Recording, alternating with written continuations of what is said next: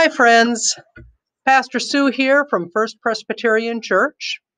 Once again, we are seeing each other over computers and TV screens, and not in person as we so long for. During this pandemic, we have had to wrestle with what it means to be a community of faith when we're not able to physically worship together in the same space. I know many of you watch our recorded weekly worship. You join us for Zoom communion on Sundays and the Wednesday evening prayer service on Facebook. And it truly makes my heart sing to see your faces and your names pop up. But we all know it's not the same as gathering in person.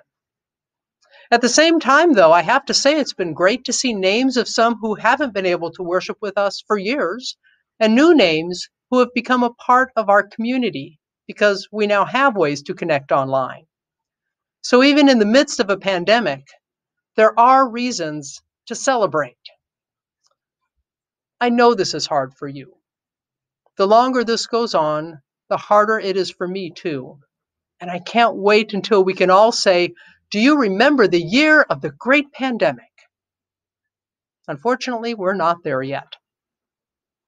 As you may know, Friday, the COVID risk dial for Lincoln and Lancaster County moved into the red, indicating a severe high risk of community spread for COVID-19 and a stress on our healthcare resources.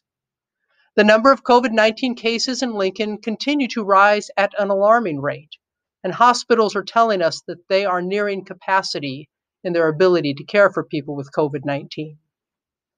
So it is with great sadness that I have to announce that due to the current status of the virus in our community, we're having to put a halt to all in-person small groups. And once again, our hopes for in-person worship have to be pushed back. I know there are those among us who are passionate about resuming in-person worship, and there are those among us who are equally passionate about holding off. The session wrestles with this decision every time we meet, and we do not come to it lightly. Some of what informs our decision is, of course, the COVID-19 risk dial and the numbers of cases and deaths in Lincoln. We are also aware that the community spread seems to be coming not as much from large gatherings, but from small gatherings of family and friends, the very things we long for.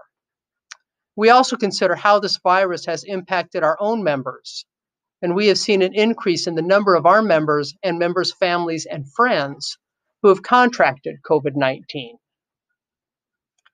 We realize that most people who contract the virus have mild or no symptoms.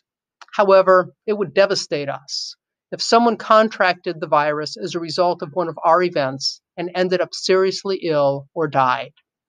The session is very conscious of the weight of responsibility they bear for your safety and for the safety of our staff in making this decision.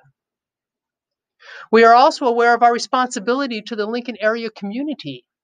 Even though the state has put fewer restrictions on church gatherings than for other businesses and organizations, the session decided long ago that we would be guided by the directive health mandates for non-church functions and organizations. We are a part of the Lincoln community, and we don't believe the rules should be any different for us than for anyone else. How we respond to this crisis is part of our witness to our community, and it's one way we care for our neighbors and our neighborhood. We stand with Lincoln in doing everything we can to slow the spread of the virus so that lives can be saved and so that healthcare resources are not overrun. Now, they say timing is everything. Our volunteer phone callers have been calling you to ask you, would you be comfortable coming back to in-person worship at this time? We were simply trying to gauge where you, the congregation, were on this question to help inform the session's ongoing deliberations. We began that survey before the risk dial moved to red. So obviously, things have changed. But we are still interested in knowing what you would need to see before you would be comfortable returning. We will return. We just don't know when yet. So this isn't the update I had hoped to bring you today. I'd hoped to bring you a very different one.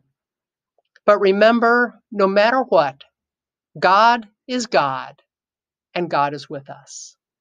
Let us continue to live out our faith in ways that care for our neighbor. Let us continue to pray for and support one another. And let us call one another, as we've been doing, and send cards and send notes. Let's encourage one another. And let us continue to be a light of Christ, shining into our neighborhood and into our world.